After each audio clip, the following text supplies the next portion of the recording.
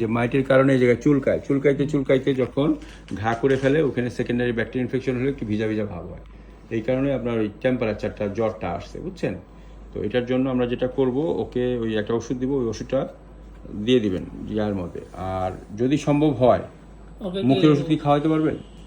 জোর করে খাওয়াইতে হবে, না হলে হ্যাঁ, যদি মুখের ওষুধ খাওয়াইতে পারেন তাহলে খুব তাড়াতাড়ি রিকভার করে ফেলবে, ঠিক আছে? এই তাহলে আমরা ইঞ্জেকশনে ওর যেই অবস্থা বেশি গাড়ায় নাই, ইঞ্জেকশন না দিয়ে ওই লাগানোর যেই জিনিসটা সেটা দিলেই হয়। আর যদি সম্ভব হয় মানে এরকম একটা মানে হ্যাঁ ভ্যাকসিন দেওয়া যাবে। আচ্ছা, এই গ্লাভস একটা নিতে হবে, হ্যাঁ হ্যাঁ, এরকম একটা মানে গ্লাভস যদি আপনি নেন তাহলে আপনার যেটা হবে যে আপনার গোসল করার সময় সমস্যা হবে না।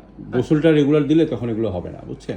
যদি সপ্তাহে একবার বা যখনই আসবে ধরে গোসল দিয়ে দিবেন, তাহলে দেখবেন যে ও ভালো থাকবে। এগুলো হলো কি, গোসল না দেওয়ার কারণে এই খুজলি মদলি হয়ে গেছে, বুঝছেন? পোকা বেশি হয়, কোন নোংরা জায়গায় যায় না, কি করে কে জানে। আচ্ছা, এখন বিষয়টা হচ্ছে যে এই আমি তো আবার ঈদে 10 দিন বাড়ি যাব, তো ঈদে যাওয়ার আগে দিয়ে দিবেন, পরে আবার এসে দিবেন। বা যদি এখানে অন্য কেউ থাকে, নিয়ে যেতে যাচ্ছি। ওকে নিয়ে যেতে যাচ্ছেন? আচ্ছা, নিয়ে যেতে চাইলে কিভাবে যাবেন? ঘুমের ওষুধ, আমরা মাইকোতে যাব, ঘুমের ওষুধ খাওয়াই